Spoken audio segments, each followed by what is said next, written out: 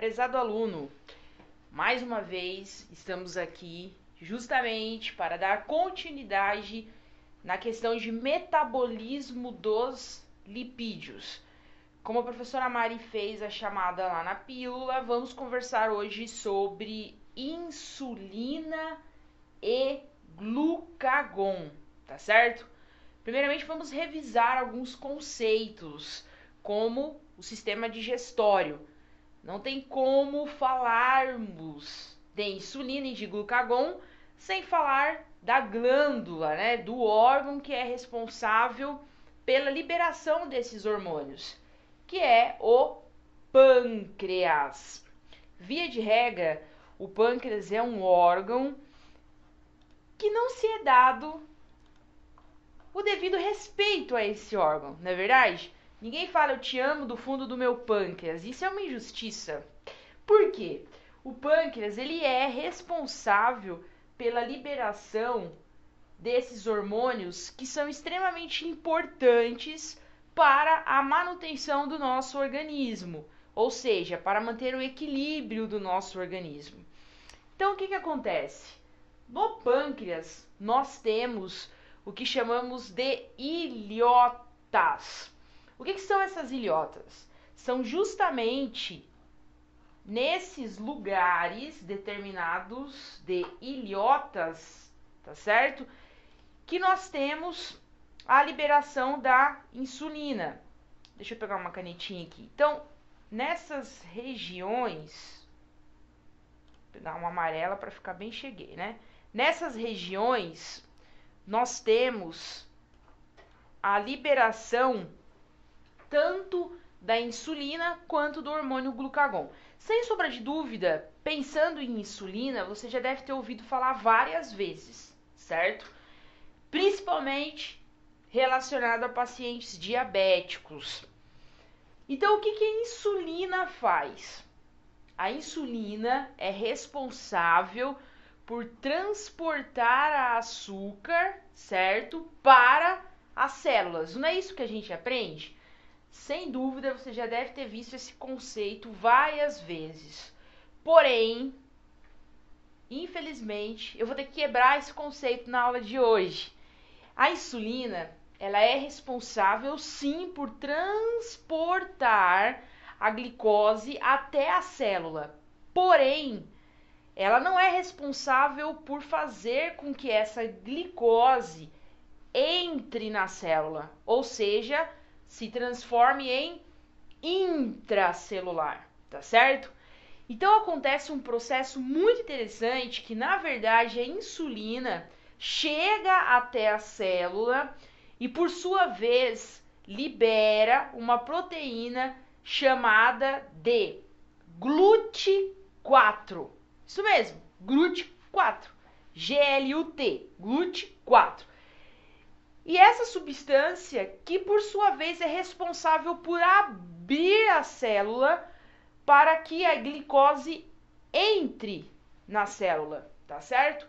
Então a insulina, ela é responsável por transportar, porém quem abre a célula, né, torna lá a célula permeável para receber a glicose é a GLUT4, tá certo? Então, o que acontece? Eu tenho um slide aqui que nós, olha só, mostramos justamente essa dinâmica. Olha que interessante, quebrando conceitos na aula de hoje. Então, nós temos a insulina, então nós podemos chegar à seguinte conclusão, que a insulina, ela serve como uma chave, né? Então, olha só, a insulina, ela se acomoda na célula, certo? Nós temos aqui, então, ó, o receptor de insulina, tá ok? E, por sua vez, o que acontece? Esse receptor, que é denominado GLUT4, dá o comando para a célula tornar-se permeável e fazer o quê?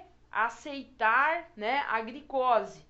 Porque a metabolização da glicose é feita intracelular, dentro da célula, prezado aluno.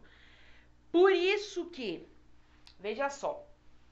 Aí você pensa o seguinte, nossa, mas que conceito um tanto quanto complicado. Então quer dizer que é muito ruim o paciente ter diabetes, né? Então a diabetes é uma doença crônica, né? Uma doença crônica não transmissível, uma doença pela qual boa parte da população possui, infelizmente, que está relacionada a várias questões externas e internas, ou seja, a questão pela qual mantemos o nosso estilo de vida, nossa alimentação, questões de sedentarismo, estresse, medicações, níveis hormonais, tudo isso influencia além das questões internas, que são as questões genéticas. O que acontece, prezado aluno? O excesso de glicose na corrente sanguínea não é nem um pouco interessante. Por quê? O excesso de glicose na corrente sanguínea não está dentro da célula, não está intracelular, ela está na corrente sanguínea. E a metabolização da glicose para poder transformar a glicose em energia, é necessário essa glicose estar dentro da célula, tá ok? Então o paciente diabético, ele tem elevado nível de glicose na corrente sanguínea, fora da célula. Ele tem uma deficiência na produção ou, né, na liberação de insulina. Nós iremos conversar já que nós temos, né, diabetes tipo 1, diabetes tipo 2 e o diabetes do tipo gestacional também, tá? Então, o que acontece? Uma vez que esse indivíduo tem deficiência na produção ou na liberação da insulina, nós não temos, né, esse transporte até a célula para ativar o GLUT4 para que essa glicose entre na célula, tá certo? Então, se a pessoa tem dificuldade de produção de insulina, ela precisa mudar estilo de vida, não é isso? Tomar medicações para controlar a produção de insulina pelo pâncreas. Assim como nós temos pacientes pela qual o pâncreas não produz insulina, que são os insulinodependentes. Então eles precisam fazer, né, a aplicação desse hormônio para quê? Justamente para que essas, né, glicoses consigam entrar na célula. Porque, prezado aluno, lembrando que sem energia não existe função fisiológica, né? O nosso organismo necessita da energia que nós temos através da glicose. Porém, olha que interessante esse outro conceito. Nós temos, certo? Como a professora Mari comentou, nós temos aí o glucagon. Então, o que acontece? O pâncreas, por sua vez, libera, então, tanto a insulina quanto o glucagon, tá certo? Então, eu tenho insulina, tenho glucagon liberado pelo pâncreas. A insulina, então, por sua vez, controla os níveis de açúcar, certo? E o glucagon faz o quê? Olha que interessante a atuação desse hormônio. O glucagon, ele é antagonista. O que significa isso? Ele trabalha como se fosse uma função contrária à da insulina. Então, vamos analisar esse conceito do glucagon. Então, nós temos o quê? Quando nós temos, né, o açúcar em grande... Opa, eu fui desenhar aqui, até apaguei a informação. Vou apagar, não pode, né? Vamos pegar uma outra cor aqui, vermelho, muito bem. Quando nós temos o açúcar em uma grande quantidade no sangue, certo? Açúcar alto no sangue, o que acontece? Existe a liberação de insulina, tá? Então, existe a liberação de insulina através do pâncreas. O pâncreas, por sua vez, faz o quê? Libera essa demanda de açúcar, né, de glicose para a célula, fazendo com que controle-se, né, o nível de açúcar no sangue. Ou seja, nós teremos uma baixa concentração de açúcar no sangue. Muito bem. Por sua vez, o glucagon estimula a quebra de glicogênio. Ou seja, o glicogênio é convertido em glicose. Aonde? No fígado. Então, o glucagon, certo? Ativa o processo de glicogênio, que é a conversão, principalmente de carboidratos, em glicose. Essa conversão é feita lá no fígado, tá certo? Então, o que vai acontecer? Ele aumenta a concentração de açúcar no sangue, tá? Então, a insulina faz o estímulo para reduzir, né? Controlando, reduzindo a quantidade de açúcar do sangue. Porém, o glucagon faz o quê? Libera o processo de glicogênio, que é a transformação principalmente de carboidratos em glicose. Essa metabolização acontece lá no fígado, tá certo? Então, uma vez que eu tenho novamente glicose circulante, eu tenho a obtenção de energia através das minhas células.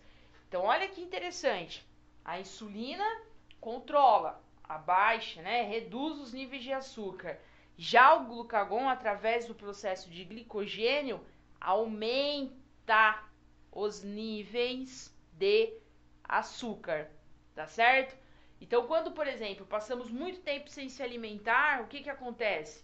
Nós temos aí a ativação, né, do glucagon para poder elevar os níveis de glicose novamente no nosso organismo, tá certo? Então, enquanto um reduz, o outro eleva quando se faz necessário, tá certo? Então, nós temos esses dois modos compensatórios, tá? Então, insulina, glucagon. A insulina transporta, chega até a célula e libera o GLUT4, que é o que vai abrir a célula para que a glicose entre na célula. Muito bem. O glucagon, por sua vez, vai realizar o processo de glicogênio, que é a metabolização principalmente de carboidratos em glicose. Essa metabolização acontece no fígado, fazendo com que seja liberado essa conversão em glicose para a corrente sanguínea, tá certo? E depois vai acontecer todo aquele processo novamente, glicose na corrente sanguínea, glicose dentro da célula através da presença, né, do GLUT4, tá ok? Então, como a professora Mari tinha falado, olha só, nós temos as células alfa das ilhotas, né, de Langerhans, e ela sinaliza a hipoglicemia, ocasionando então a oposição insulínica, tá certo? Então, células alfa da ilhota de Langerhans. Muito bem. Então, vamos lá? Relembrando, então, os processos digestórios. Mais uma vez, nós já havíamos conversado, né, sobre o pâncreas, mas aqui está, tá certo? Então, ele é um órgão extremamente importante, responsável, né, pela produção e liberação de dois hormônios, glucagon e insulina. Só isso que o pâncreas faz, prezado aluno? Não, professora Mari, ele também libera o suco pancreático. Lembra? O suco pancreático é liberado aonde mesmo? Isso, muito bem. Lá na primeira porção do intestino delgado, conhecido como duodeno, não é isso? Então, só o suco pancreático que eu tenho liberado lá no duodeno? Não. Eu também tenho a bile, que é liberada pela vesícula biliar. Tanto a bile quanto o suco pancreático serão responsáveis pela metabolização final, né, do processo de digestão. Tá ok? Muito bem. Lembrava dessa parte? Hein, prezado aluno? Tem que ficar com o olhar atento, hein? E nós temos, né, justamente os hormônios reguladores do metabolismo energético. Então, nós temos as glândulas suprarrenais. Deixa eu ver se eu consigo aumentar essa imagem. Pior que não, mas vamos lá. Nós temos a glândula suprarrenal ou adrenal, que faz a liberação do cortisol e da adrenalina. E por parte do pâncreas, né, nós temos a liberação do glucagon e da insulina, tá certo? Então, tanto a insulina quanto o glucagon são reguladores rápidos e potentes do nosso metabolismo. Por quê? Eles coordenam o fluxo e o destino da glicose, assim como dos ácidos graxos livres e dos aminoácidos, agindo, né, sobre o fígado, sobre a massa muscular estriada e sobre o tecido adiposo, tá certo? Então vamos lá para o conceito, definição da insulina. Qual que é a ação, então, né, da insulina? Ela aumenta a captação de glicose, de ácido graxo e de aminoácidos nos tecidos. Através do seu estímulo, nós temos concentrações plasmáticas de glicose e de aminoácidos elevados. Já o glucagon aumenta a mobilização de glicose e de aminoácidos baixos, né, concentração plasmática baixa, assim como a ativação da adrenalina e noradrenalina, tá certo? E o que vem a ser então a glicogênese? Olha que interessante. A glicogênese, ela é o processo bioquímico que transforma a glicose em glicogênio. Ela ocorre virtualmente em todos os tecidos, mas ela é predominante no fígado e nos músculos, ou seja, esse processo bioquímico ocorre frequentemente no fígado e músculos. O músculo armazena apenas para o consumo próprio e só é utilizado durante exercícios, né? Ou quando existe uma necessidade de energia rápida. O glicogênio é uma fonte imediata de glicose para os músculos quando existe a diminuição da glicose sanguínea, ou seja, quando acontece a hipoglicemia. O glicogênio fica disponível no fígado e nos músculos, sendo consumido totalmente cerca de 24 horas após a última refeição, tá certo?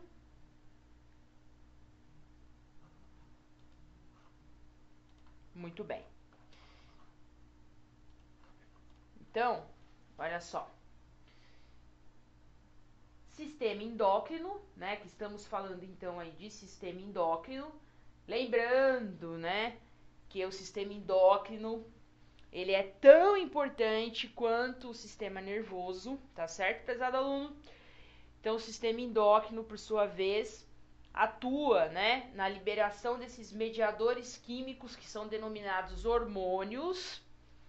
E os hormônios, eles agem tanto, né, de forma local quanto regional, ou seja, em mais de um órgão, tá certo? Lembrando que a liberação dos hormônios é realizada através de glândulas, não é isso?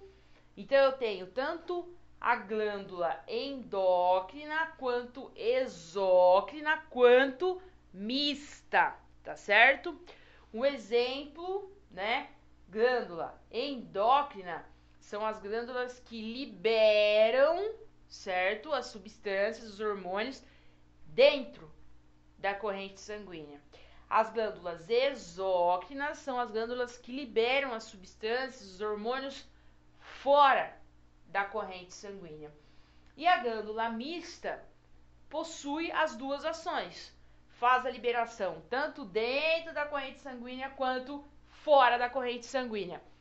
Aliás, um exemplo de glândula mista é o pâncreas, não é isso? O pâncreas libera a insulina dentro da corrente sanguínea para poder, né, controlar a quantidade de glicose dentro da corrente sanguínea.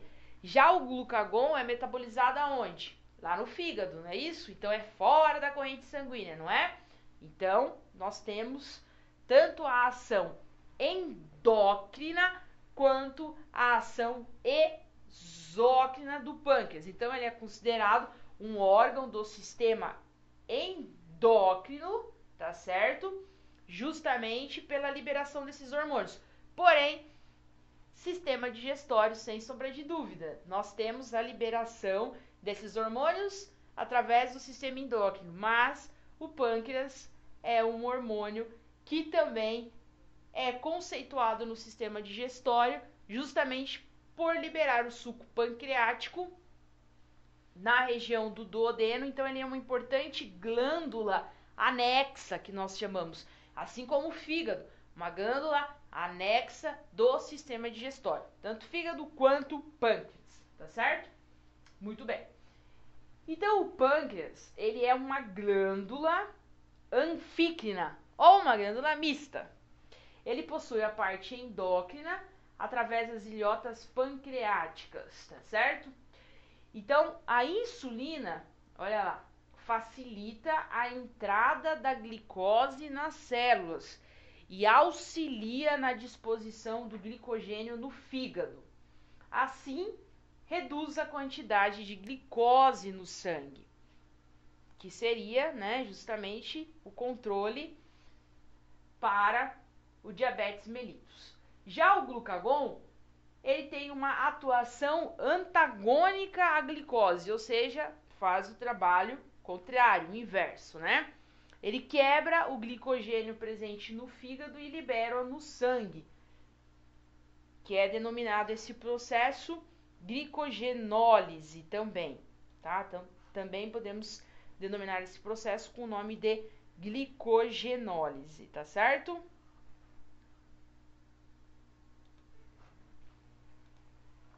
Muito bem.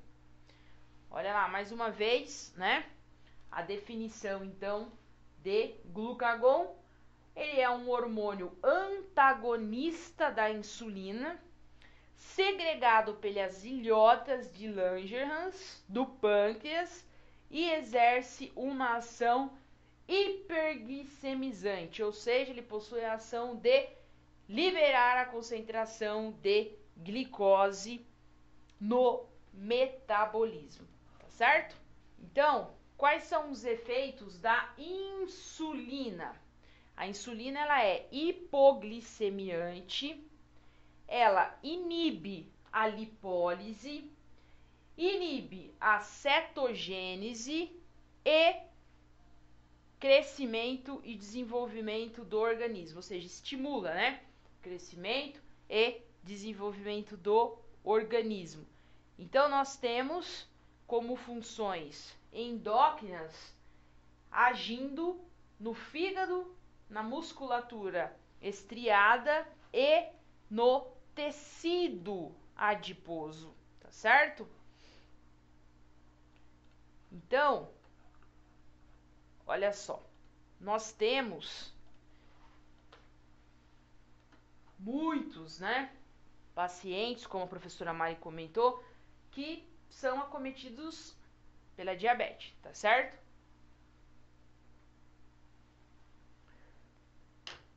Uma coisa é a ação da insulina orgânica, ou seja, a ação da insulina fisiologicamente. Outra coisa é a ação da insulina através de medicamentos, não é isso?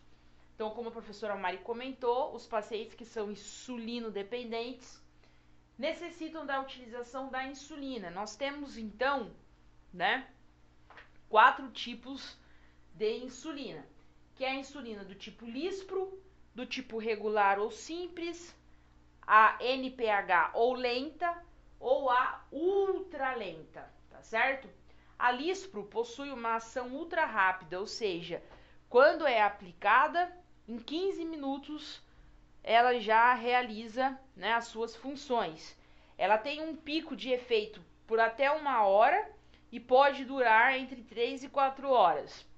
Já a regular ou simples, que é caracterizada, né, possui aí uma ação rápida, tem início 30 minutos após, né, a utilização, tem o seu pico entre 2 e 5 horas e ela dura no organismo, a sua metabolização, até por 5 a 8 horas. Já a NPH ou lenta é classificada como intermediária, né? Ela possui o início de ação entre 1 a 3 horas após a aplicação, possui o seu pico entre 6 e 12 horas e pode permanecer no metabolismo até de 16 a 24 horas. Já a ultralenta possui uma ação prolongada, o seu início, né, é de 4 a 6 horas após a utilização, certo? E o seu efeito dura de 8 a 20 horas, podendo, né, ser estabelecido até 28 horas após a aplicação, tá certo? Então, quem é que vai determinar qual é o tipo de insulina que o paciente vai estar utilizando? Vários conceitos, principalmente a análise médica, exames laboratoriais, exames de imagem, né, os sinais e os sintomas, a história clínica desse paciente, para ser realizado a análise de qual tipo de insulina é o mais adequado para esse paciente, tá certo? Como a professora Mari comentou, né, então nós temos as temporalidades, né, nas ações principais da insulina, que são as rápidas, intermediárias ou tardias. Nós temos os efeitos metabólicos sobre o fígado, né, que são promotores de anabolismo. Então, nós já vamos conversar novamente sobre anabolismo e catabolismo. Então, o que seria o anabolismo? Né? Promoção, né? Promotores de anabolismo. É responsável pela síntese e pelo armazenamento de glicogênio. Já na musculatura estriada, nós temos a promoção da captação da glicose e da glicólise. E no tecido adiposo, nós temos a síntese e a armazenagem, né? O armazenamento de gordura, tá certo?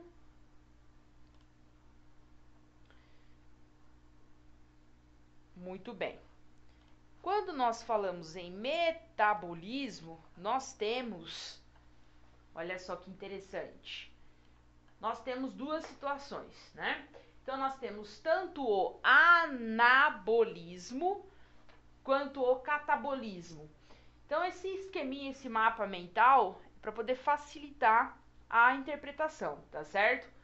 O anabolismo é a construção de moléculas mais complexas a partir de uma molécula mais simples, ou seja, o anabolismo consome ATP, ou seja, consome energia. Tudo que é anabólico consome energia.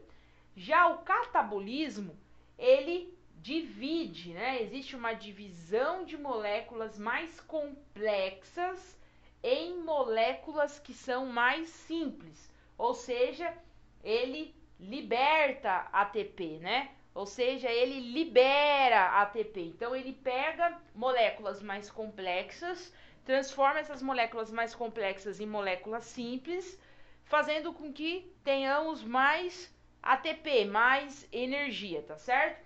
Então, anabolismo, ele consome energia, né? Por quê? Porque ele constrói moléculas mais complexas a partir de moléculas simples. Já o catabolismo faz o inverso.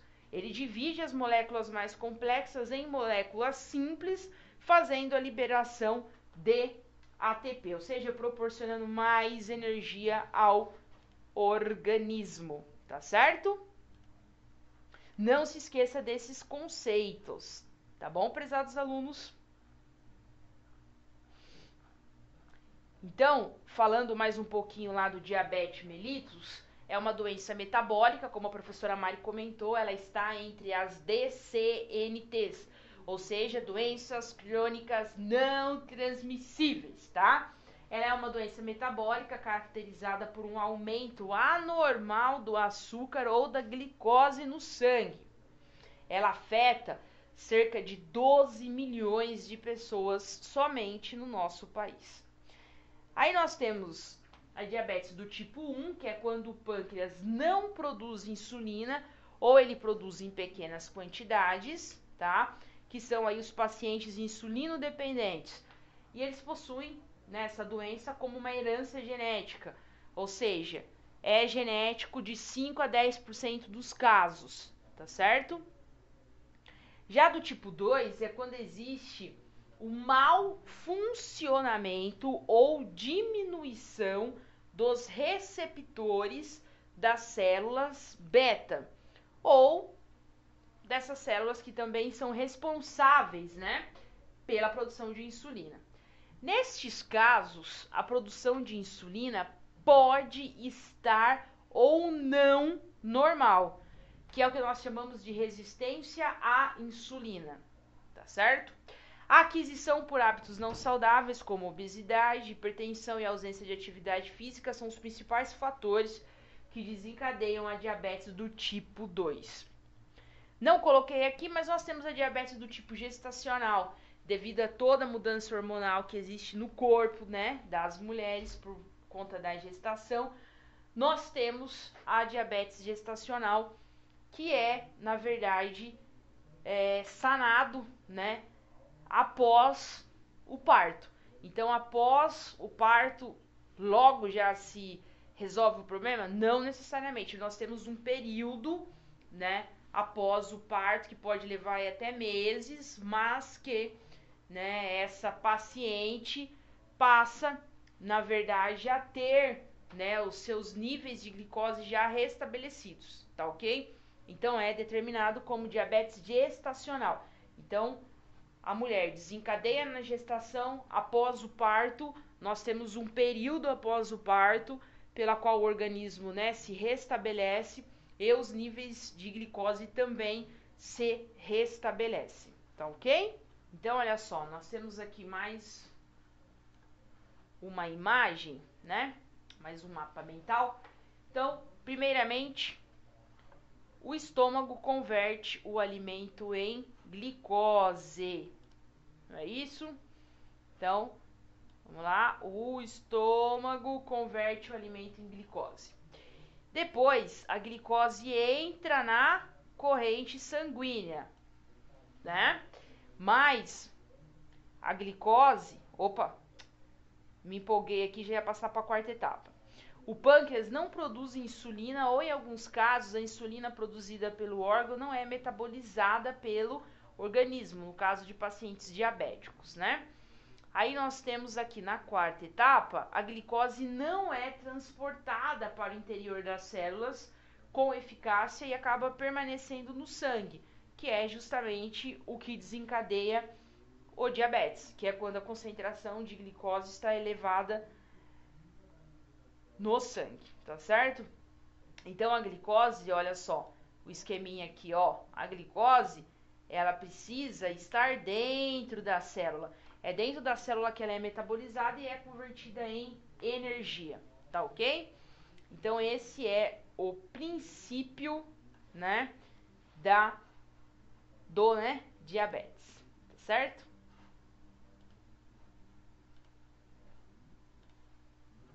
Muito bem. Então, o glucagon, né, é responsável pelo aumento da produção hepática de glicose. Nós temos aqui um outro conceito, né, de glucagon que diz: o glucagon, assim como a insulina, é extremamente importante na homeostase da glicose. Uma célula alfa-pancreática que funcione adequadamente parece ser essencial para a glicorregulação normal. qualquer anormalidade da função da célula alfa-pancreática pode causar, contribuir ou resultar em uma variedade de desordens metabólicas, sendo então a mais comum o diabetes mellitus, tá certo?